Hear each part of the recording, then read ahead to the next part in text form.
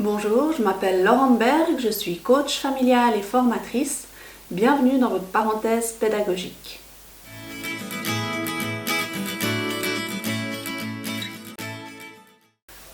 Et si nous arrêtions de donner constamment des ordres à nos enfants et à nos adolescents? Vous savez, ce genre d'ordre. Lève-toi, habille-toi, viens manger, dépêche-toi, fais tes devoirs, débarrasse la table, va te doucher, va te laver, va te coucher, etc., etc. Des ordres qui nous semblent anodins et qui pourtant engendrent bon nombre de situations conflictuelles. Et avez-vous déjà réfléchi si c'était vous qui receviez autant d'ordres dans une journée? Qu'est-ce que vous feriez? Moi, personnellement, ça me donnerait tout sauf envie d'être collaborante, coopérante ou conciliante. 1, 2, voire 3 ordres, ça passe. Dans la vie, on est amené à obéir à certains ordres. Mais toute la journée comme ça, de façon récurrente, c'est pas top. Et dites-vous que vos enfants, eh bien c'est pareil. En plus, votre cerveau est arrivé à maturité ou est en passe de le devenir, mais vos enfants, pas du tout. Car pour petit rappel, le pic de maturité d'un cerveau d'un être humain se situe environ vers 25-30 ans. Donc, de par cette immaturité cérébrale et en fonction de son caractère, de ses traits de tempérament, vos ordres, si petits soient-ils, vont simplement engendrer de la confrontation, de l'opposition, des luttes de pouvoir envers vos enfants. Peut-être certains d'entre vous me diraient « mais moi je donne des ordres et mes enfants les appliquent ». De nouveau, on en revient au caractère et aux traits de tempérament. Mais pour finir, est-ce que vous souhaitez apprendre à vos enfants à obéir ou à réfléchir par eux-mêmes? Aujourd'hui, j'aimerais vous amener une habileté qui évite justement les ordres à tout va, les questions de curiosité ou les questions de réflexion. Tout comme l'habileté des choix, ces questions vont actionner la partie du cerveau de votre enfant où se trouve le cortex préfrontal. Vous vous souvenez, cette partie où l'on anticipe, où l'on réfléchit, où l'on raisonne, et que lorsque cette partie est activée, cela facilite la coopération.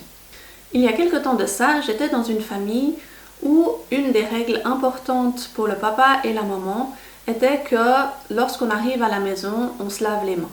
Que ce soit de l'école, que ce soit du travail, que ce soit des activités, on arrive et on se lave les mains. Une situation, vous me direz, assez banale, une demande assez courante et qui pourtant engendrait bon nombre de conflits. Lorsque nous avons commencé à travailler ensemble, on a abordé justement cette fameuse habileté des questions. Les parents ont pu du coup mettre le cadre aux enfants en disant que pour eux c'était vraiment important ce lavage de mains quand ils arrivaient à la maison et que eux-mêmes en montraient l'exemple. Ensuite, dans un deuxième temps, ils ont supprimé l'ordre « allez vous laver les mains » ou « va te laver les mains » et ont remplacé cet ordre par « qu'est-ce qu'on fait quand on arrive à la maison ?» Eh bien, je vous promets que déjà là, 80% de la situation était résolue. Les 20% restants, les parents posaient une deuxième question, que ce soit juste avant de manger, que ce soit avant de se mettre au devoir ou à une activité. Ils posaient la question « est-ce que vous avez pensé à vous laver les mains ?» Si la réponse était oui, ok, on continuait. Si la réponse était non, les parents répondaient « vous savez ce qu'il vous reste à faire ». Et là, on est passé d'une situation où les luttes de pouvoir engendraient vraiment des conflits à une situation du quotidien qui était devenue de nouveau tout à fait raisonnable. À partir d'aujourd'hui, je vous propose donc de supprimer un bon nombre d'ordres que vous donnez à vos enfants pour les remplacer par des questions de curiosité, des questions de réflexion. Quelques exemples. Au lieu de dire le matin à votre ado ou à votre enfant avant l'école, prends ton sac. Peut-être pourriez-vous lui poser, as-tu pensé à prendre toutes tes affaires? Deuxième exemple, avant de sortir, au lieu d'être dans l'ordre, mets ton manteau ou mets tes bottes, peut-être pourriez-vous dire, ils annoncent de la neige aujourd'hui ou ah regarde, il pleut ce matin, qu'est-ce que tu penses mettre pour aller dehors? L'Éternel va faire tes devoirs pourrait être remplacé par tu as beaucoup de devoirs cette semaine, comment comptes-tu t'organiser? Ou encore le dépêche-toi, tu vas être en retard pourrait être rappelle-moi à quelle heure tu dois partir pour arriver à l'heure.